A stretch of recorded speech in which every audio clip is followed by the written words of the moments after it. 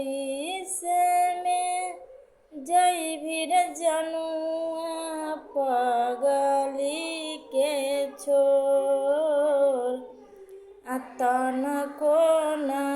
सहाय रे पगला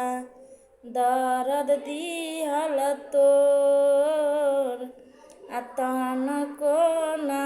सहाय रे जनुआ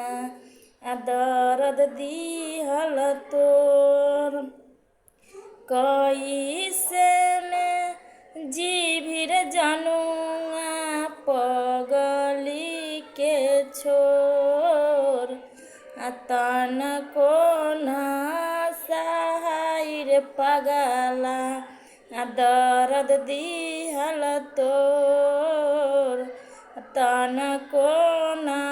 सहाय रे जनुआ दर्द दिहल तोर।